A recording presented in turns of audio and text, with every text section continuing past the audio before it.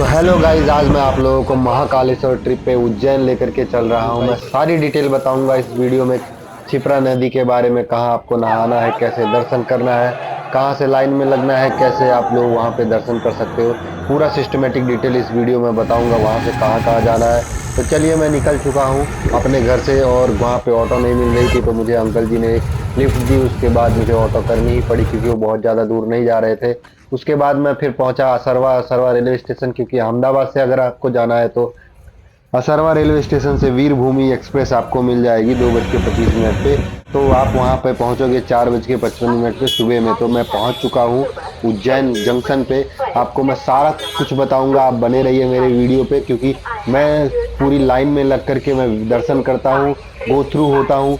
उसके बाद सारी चीजें मैं आपको बताता हूँ, ऐसे ही किसी की वीडियोस से देख करके या कैसे आपको वीडियोस नहीं दिखाता हूँ। तो चलिए, मैं पहुंच चुका हूँ और यहाँ पे इलेक्ट्रिक ऑटो कर लिया है मैंने, और ये भाई साहब मुझे छोड़ रहे हैं और लेके जा रहे हैं क्षिप्रा नदी पे, क्योंकि क्षिप्रा नदी में आपको नहाना होता है। अब ऐसा माना जाता है कि वहां पे नहाने के बाद पुण्य मिलता है, और उसके बाद भगवान जी का, महाकालेश्वर का दर्शन करो तो उसका अलग एक पुण्य है, अलग एक कहानी कथा है। तो आप लोगों को मैं लेके चल रहा हूँ क्षिप्रा नदी पे पहले, और वहां पे मैं दिखाता हूँ, वहां का घाट मैं आपको दिखाऊंगा। तो ये जो है, इनको मैंने बताया कि मैं भाई यूट्यूबर हूँ, और ये खुश हो गए, मेरे से पैसे भी नहीं लिया था इन्होंने। तो मैंने इनको जबरदस्ती दिया था और इन्होंने मुझे हाई किया, और वहां से निकल चुके थे ये। और फिर मैं आगे बढ़ रहा था मेरे ट्रिप पे और क्षिप्रा नदी की तरफ। तो चलिए, मैं दिखा देता हूँ आप लोगों को।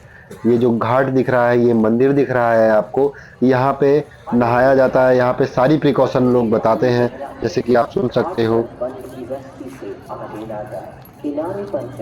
ये माइक में सारी डिटेल बताते हैं, ये सब कुछ बताते हैं कि कैसे करना है आपको। अपने बच्चों और वृद्धों को हाथ पकड़कर स्नान करवाएं। नहाते समय अपने सामान को क्षिप्रा सामान्य नदी स्नान शिव छोड़ें। पुराण के हाथ अनुसार पैरों को महाकालेश्वर तुरंत ज्योतिर्लिंग से जुड़ी है। अपने बच्चों ऐसा माना और जाता है कि यहाँ भगवान शिव ने तांडव किया था, और यह स्थान महाकाल की नगरी बन गई थी। इसका उद्गम क्षीर सागर के अमृत से हुआ माना जाता है। जब देवी देवी देवताओं और दानवों ने अमृत का मंथन किया था, तो अमृत का कुछ अंश धरती पर गिरा, जिससे क्षिप्रा नदी का जन्म हुआ था।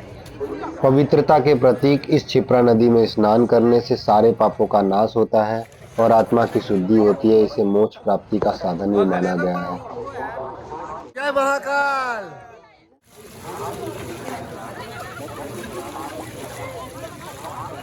सो गाइस, सोलो ट्रिप के भी अपना ही मजा है। देखो, यहाँ मुझे फ्रेंड्स मिल गए थे। यहाँ पे हर सोलो ट्रिप पे मुझे कोई ना कोई मिल जाता है।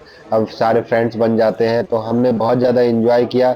यहाँ पे इनसे बातें की। ये लोग भी एमपी से आए थे, ये 5 लोग थे टोटल, और मैं भी इनके साथ में जुड़ गया। तो यहाँ पे हमने नहाया, और उसके बाद में क्षिप्रा नदी में नहाने के बाद में सारी तैयारी हो गई थी यहाँ से निकलने का। तो जय महाकाल बोल करके वापस हमने निकल पड़े थे। तो फिर से मैं वहाँ पे अकेला निकल पड़ा। फिर वहाँ पे लेकिन मुझे एक छोटू मिल गया, वो मेरे को लेकर के गया कि चलो मेरे दुकान पे प्रसाद लो। और ये कोई ना कोई आपके साथ लग ही जाता है कि उनको आपको लेकर के जाता है। आप चाहे जितना मना कर लो, आपको वो प्रसाद दिला करके ही छोड़ता है, अपनी दुकान तक लेके जाता है। हाँ, लेकिन ये भी सही है, आप उनके पास से प्रसाद ले लो, क्योंकि उनका यहाँ पे एक ही व्यवसाय है, एक ही बिजनेस है कि लोगों को प्रसाद वहाँ पे बेचे। और आप लोग अगर प्रसाद नहीं लोगे, गई 100 रुपया 200 रुपया महंगा लगता है आप लोगों को, कहीं पे भी वो खर्चा हो जाता है 100-200 रुपया। देखिए, यहाँ से लाइन लगती है श्री महाकालेश्वर महालोक में प्रवेश का प्रातः 6 बजे से लेकर के रात्रि 9:30 बजे तक रखा गया है। तो यही वो गेट है जहाँ से आप एंटर करते हो। और चलिए, मैं एंटर कर रहा हूँ यहाँ से आप लोगों को। ये अभी बना है कॉरिडोर, पहले नहीं था।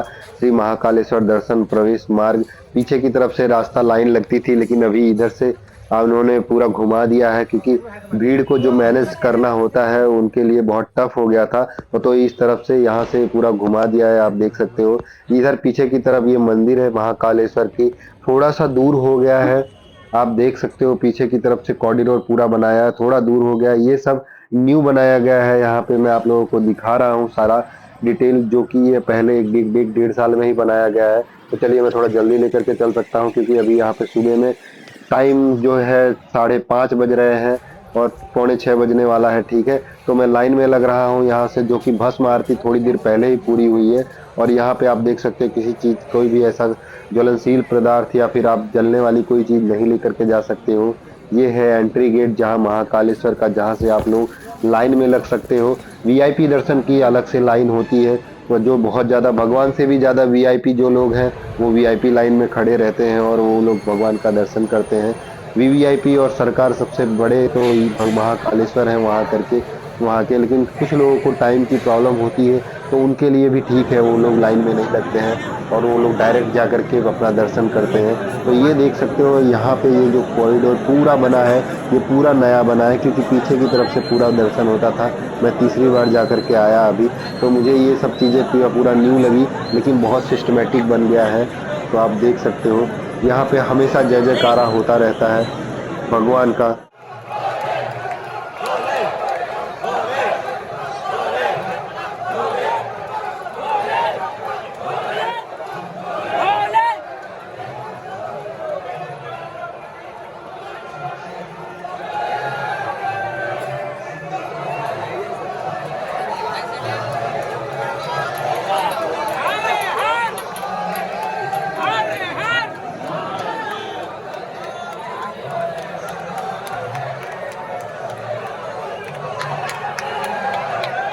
सब कोई भगवान की प्रतीक्षा में है, कोई फूल लेकर के, कोई माला लेके, कोई प्रसाद लेकर के सब लाइन में लगे हैं। कोई भगवान को जल्दी, सब भगवान को जल्दी देखना चाहते हैं, मन में सब प्रार्थना कर रहे हैं।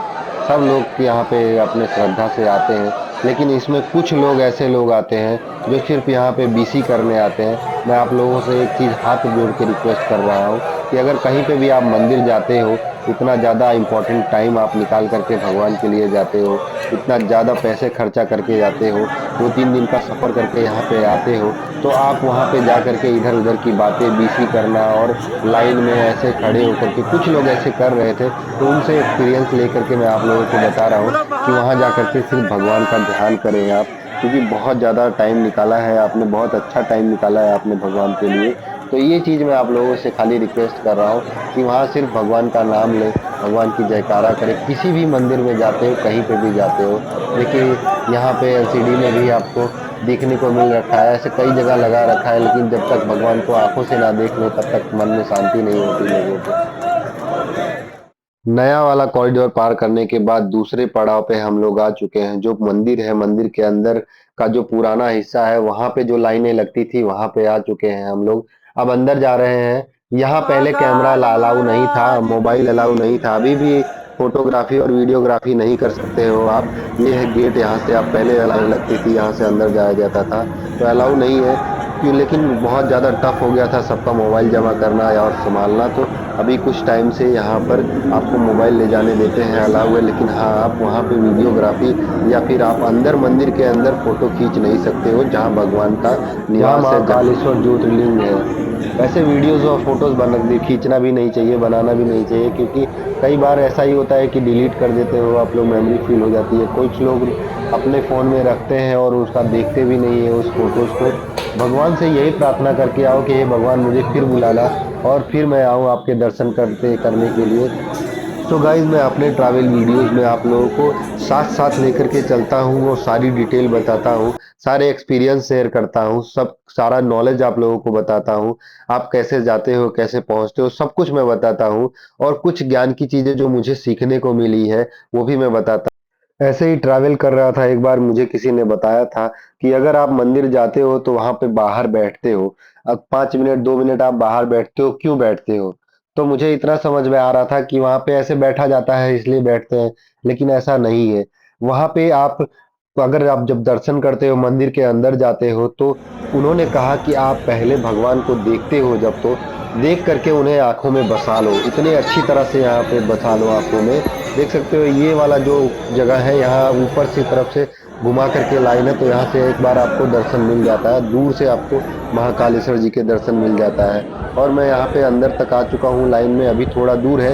तो मैं आपको बता रहा था कि आप वहाँ पे, उन्होंने मुझे बताया कि अगर आप वहाँ पे अच्छे से भगवान को देख लोगे, एक बार आंखों में बसा लोगे, फिर उसके बाद में आप बाहर आओ और बाहर बैठ करके रिकॉल करो, आप उनको देखो, उनको अच्छी तरह से कि दिख रहे हैं कि नहीं। थोड़े दिन तक आपको वो याद रहेंगे, आपको दिखते रहेंगे, इसलिए मंदिर के बाहर 2 मिनट 5 मिनट शांति से बैठा जाता है।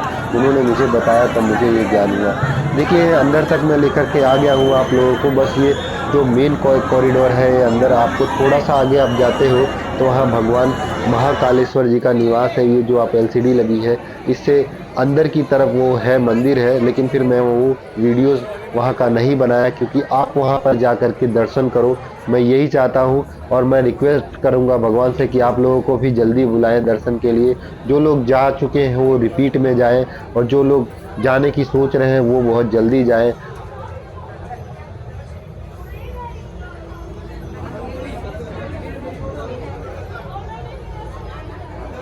तो चलिए मैं आप लोगों को बाहर लेके चल रहा हूँ। एक चीज़ मैं आप लोगों को बता दूँ कि अगर आप कहीं से भी आ रहे हो तो ट्राई करो कि मॉर्निंग में आपका दर्शन हो। अगर आप शाम को पहुँच रहे हो तो रुक जाओ वहाँ पे और मॉर्निंग में दर्शन करो। क्योंकि जब आप मॉर्निंग में दर्शन करते हो तो आपको ट्रैफिक ज़्यादा देखने को नहीं मिलती है, लाइन कम रहता है। हाँ, कई बार भीड़ रहती है, लेकिन ये है कि दर्शन अच्छे से हो जाता है। 8 बजे के बाद अगर आप लाइन में लगते हो तो आपको ज़्यादा ट्रैफिक, ज़्यादा लाइन देखने को मिलेगी। यहाँ महाकालेश्वर में या फिर आप कहीं पे भी दर्शन करने जा रहे हो, ट्राई करो कि मॉर्निंग में आप वहाँ पे दर्शन करें।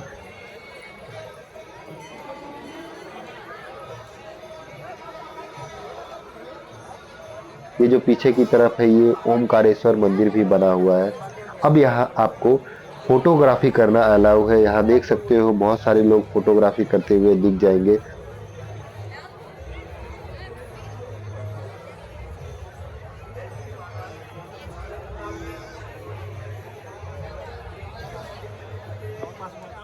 मैंने भी यहाँ कहा कि एक फ़ोटो खींच लो आप, ये पूरा ऊपर से नीचे तक आना चाहिए।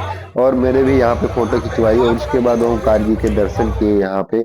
उसके बाद बाहर लाइन में आकर के प्रसाद लिया। फिर यहाँ पे और भी छोटे-छोटे 2-4 मंदिर हैं। शिवरात्रि, महाशिवरात्रि के दिन यहाँ पर बहुत ज़्यादा भीड़ होती है, इसलिए सारी व्यवस्था बनाई गई है। सब कुछ यहाँ पे सिस्टमैटिक करने के लिए, भीड़ को सँभालने के लिए बहुत कुछ बनाया गया हुआ है यहाँ पे। पीछे की तरफ जो आप देख रहे हो, ये गणेश जी का मंदिर है। यहाँ पे भी आप लोगों को दर्शन करना चाहिए।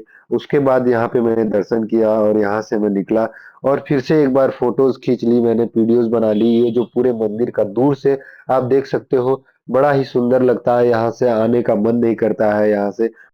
इसीलिए उज्जैन को महाकाल की नगरी भी कहा जाता है। महाकालेश्वर ज्योतिर्लिंग मंदिर के अलावा उज्जैन में बहुत सारी जगह घूमने की है। यहाँ की भस्म आरती भी बहुत ज़्यादा फेमस है। सुबह की आरती देखने के लिए स्पेशली बहुत सारे लोग बाहर से लोग आते हैं। और भी चीज़ें मैं आप लोगों को बताऊंगा। यहाँ के काल भैरव मंदिर में लेके जाऊंगा, जो महाकाल के कोतवाल भी कहे जाते हैं, उज्जैन के कोतवाल भी कहे जाते हैं। हरसिद्धि माता का मंदिर है, राम घाट है, संदीपनी आश्रम है, शिप्रा नदी है, गढ़ कालिका मंदिर है, भरथरी गुफा है, सिद्धवट है, मंगलनाथ जी है। देखिए ये पीछे प्रसाद का जो यहाँ पे काउंटर लगा है, यहाँ से आप प्रसाद भी ले सकते हैं। बहुत सारी मंदिर है यहाँ पे, 24 खंबा मंदिर है, इस्कॉन मंदिर है, काली देह महल भी है, यहाँ पे भरथरी गुफा है। तो बहुत सारी जगह है। तो मैं लेकर के चल रहा हूँ आपको अब दूसरी जगह। ये देखिए, ये जो मंदिर है बड़े गणेश जी का, जो आप महाकाल जी के दर्शन करने के बाद में जब आप निकलते हो तो उसके जस्ट बाजू में ये मंदिर है, तो यहाँ आप दर्शन कर लीजिएगा। इसके अलावा मैं आप लोगों को हरसिद्धि माता का मंदिर लेकर के चल रहा हूँ, जो आगे की तरफ ही है। यह मंदिर हरसिद्धि माता को समर्पित है। यहाँ पे स्तंभ पर दीप जलाए जाते हैं, जो भी देखने के योग्य है। बहुत ज़्यादा अद्भुत नज़ारा होता है यहाँ को। शाम को यहाँ पे जो दीप जलाए जाते हैं, आपको लेकर के चल रहा हूँ, मैं दिखा देता हूँ। ये पीछे की तरफ जो आप देख सकते हो, यही वो स्तंभ है जहाँ पे दीपक जलाए जाते हैं। और रात में इसका जो नज़ारा है वो अद्भुत दिखने को मिलता है। इसका दृश्य जो अद्भुत होता है पूरा। ये पीछे की तरफ जो है सिद्धि माता का मंदिर है। यहाँ मुझे कुछ नए फ्रेंड्स मिल गए जो कि बेसिकली गुजरात से ही थे, और उनके साथ तो फिर क्या कहना। पहले तो नाश्ता किया जाए, क्योंकि अब बज गए थे 8:30 और हम लोग यहाँ पे नाश्ता किए, फिर उसके बाद निकल पड़े। संदीपनी मुनि है यहाँ पे। और हम आ गए हैं संदीपनी आश्रम। यह आश्रम गुरु संदीपनी का है, जहाँ भगवान श्री कृष्ण, बलराम और सुदामा ने शिक्षा प्राप्त की थी। यह सरस्वती कुंड देखने योग्य है। यहाँ पे आप देख सकते हो, ये पीछे की तरफ यही सरस्वती कुंड है। यहाँ पे आप जब आओगे तो आगे की तरफ इन्होंने बहुत ज़्यादा यहाँ पे अच्छा बना दिया है। सारा डिटेल आप लोगों को देखने को मिल जाएगा। यहाँ के वॉल पे आपको जो जो शिक्षा भगवान श्री कृष्ण, बलराम जी और सुदामा जी ने प्राप्त की थी, वो सब कुछ यहाँ पे आप लोगों को देखने को मिल जाएगा। सारी डिटेल के साथ में यहाँ फोटोज लगाई गई है। आपको और भी चीजें यहाँ पे देखने को और जानने को मिलेगी।